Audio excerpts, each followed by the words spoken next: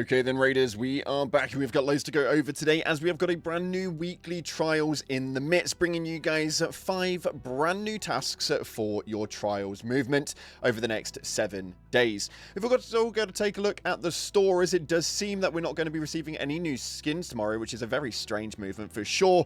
And we've got to also talk about the servers right now, because it appears that they're still having some problems. We've got a few other topics on the cards, so make sure you stay tuned to what's happening in today's video.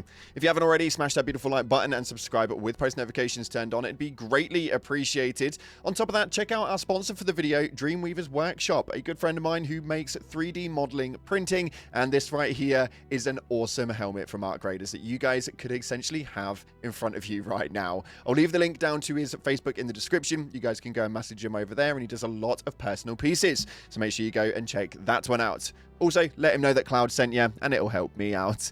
Moving on from that, we've also got a giveaway happening on the channel where we're giving away a free copy of the game, or if you've already got it, then we're giving away some Raider tokens. It's very simple though. Head down to the comments and put in any coloured love heart. It'll enter you in. With that being said, let's not mess around. Let's just dive into the game and see what's happening right now inside of Arc Raiders. So starting off, we have got the weekly trials listing that has just reset this morning, and this is bringing in 5 new movements that you guys can work into, and these ones are actually really easy, as they are a little bit more broad than they normally are.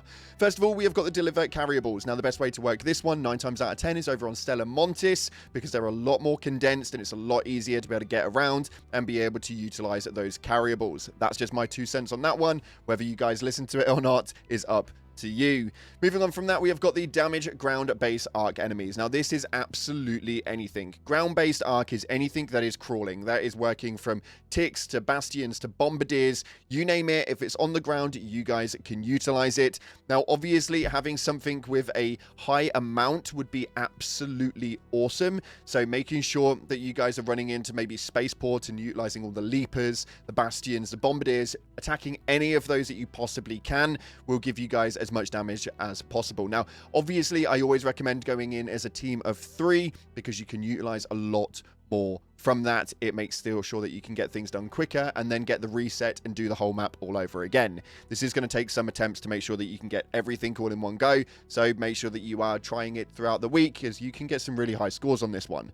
Moving in from that, we have got the open arc probes. Now, the open arc probes is very easy on an electromagnetic storm. The reason for that is because arc probes are pretty much everywhere around the map. You're essentially looking for black smoke. Make sure you check out your map and you'll see the arc probe icons on the map. When you get closer to them, you're just going to want to open as many as you can throughout one round of the electromagnetic storm, and you are going to again have a very high score throughout that one. Damaging Hornets. Now, damaging Hornets is a very easy one if you are on something like Spaceport on a higher map. Make sure you've got an O-spray with you, bringing over the snitch scanners and just letting them siren off. The snitches will then obviously siren off and have 1 hornet, 2 wasps. You can also shoot off your own hornets. Now, do be careful, because the snitch scanners themselves, if you have them and you throw them, they'll bring wasps and no hornets. So it's very important that you do not take out those snitches before it calls over for a hornet. And finally, we have got the download information inside the bunker. Now, this is really easy to do early week because everyone is trying to get it done and people are not shooting so much. You are going to want to make sure you are in the friendliest lobbies you possibly can and heading over into Spaceport for the information bunkers. Make sure you're going into the hidden bunker and just downloading all of them that you possibly can. I believe that the top score is around 8,000 or something along those lines, but it's a very easy one to do as long as you're inside of a friendly lobby. Overall, a very easy week inside of weekly trials, and for me personally, this should pretty much put me into hot shot as long as I can get some higher score on the damage ground based arc enemies. It's very important that that's the one that we can make a higher score. Let me know where you guys are at inside of your leaderboards and what your current ranking is. Moving on from that, normally tomorrow would be the patch update day and the new skin refresh. Although for some reason, right now inside of the store on the featured items top right corner, you can see that it states that there are 8 days before the next store refresh, which essentially would tell me that every 2 weeks we are looking at a new skin. This may well be a bug and it may well not be the case. We are obviously trying to reach out to any developer that we can to try and get an official reading from this and whether it's actually legit or if we are still receiving something tomorrow. We'll have to wait and see, so make sure you stay tuned to the channel, as if we do have something up, we'll be bringing you guys up a brand new video tomorrow morning first thing. Moving on from that, though, it appears that the servers right now are a little bit janky. CM Lily has been putting up your current updates over on the Discord, stating that they knew that some players are experiencing server lags at the moment. The team are working into the issues, and they're going to be keeping us updated. Now, that was at around 10 a.m. on the 31st of January, so over the weekend, we have actually heard absolutely nothing. So it doesn't appear that they have fully rectified the server outages, and what it is that they're working on with those lagging problems, we'll have to wait and see. But again, we'll keep you guys up to date here on the channel.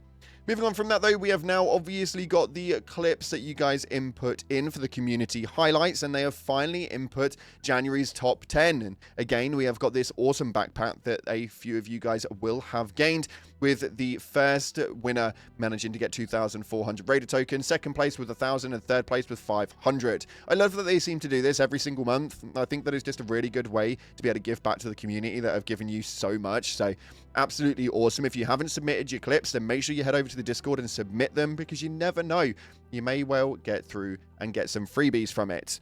And finally, we have got to talk about this one, because we've spoke about this a few times since Bird City is actually released, and not many players are actually able to play it at all, because it's not actually live when they're actually online. The event schedule should not be a fixed 24-hour cycle. There should be sort of like a rotation period where it alters up on certain days, giving people the opportunity to be able to actually do something. But having a fixed 24-hour cycle means that some people will be playing on the exact same times every single day.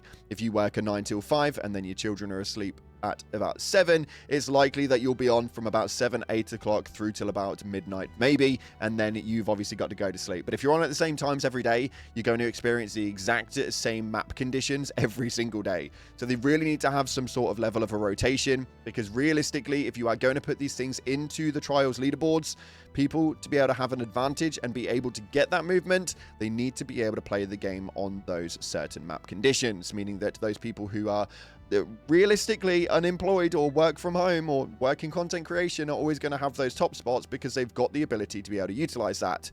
That's just my 2 cents on the matter, and I work in content creation, so I'm okay. But some other people definitely don't seem to have that same advantage.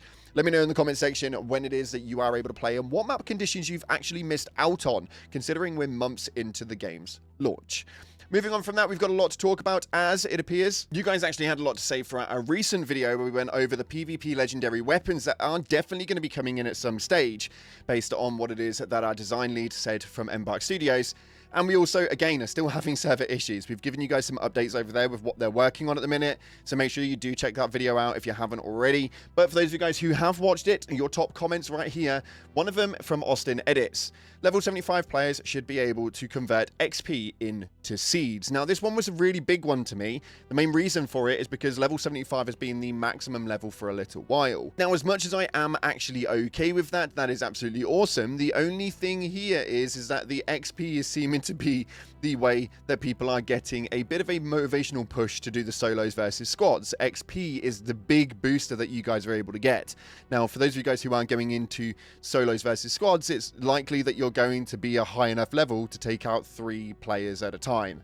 It's really weird to me that XP is the incentive per se to be able to utilize that. So fingers crossed they can bring in some more of it, as it seems that they're not the only people saying it. This one right here from Browntown states that we need incentive for level 575 players.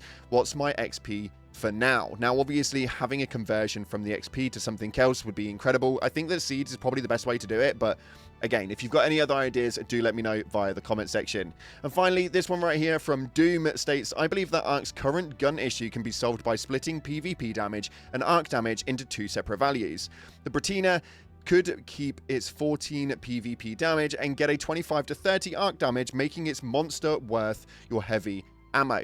Now, the reason why this is quite important, and it's actually worked previously in the past, is that a game such as Destiny 2 had 2 different sandbox movements. They had a PvP narrative and a PvE narrative, meaning that during the PvP, certain weapons were a lot stronger, although wouldn't be more relevant in the PvE sectors, where they had different weapons that were more prevalent. I do think that this is a really good way of working it. The only problem is that you have to use them at the exact same time, Back in Destiny 2, you obviously had a PvP mode where obviously the statistics would change, and then you'd have a PvE mode where you couldn't shoot other players, and those statistics would change. This one is all in one single game where you can shoot an enemy and then shoot a player straight away. I don't know how it is that they could actually work those turnovers, but if they can do it in any way, shape, or form, splitting those sandboxes would be absolutely incredible and a really big push towards the game's future based on how it could work for balance. That's just my 2 cents on it, but I want to know what you guys are thinking via the comment section below. That's unfortunately all we've got time for today, though. We are going to be moving into a live stream later, and we've got a Helldivers upload later on this evening if you guys are interested in it. If you haven't already, make sure you smash that beautiful like button and subscribe with post notifications turned on. Thank you so much again for watching, guys. Appreciate all of your faces, but as always, up until the next time, I'll see you in the clouds.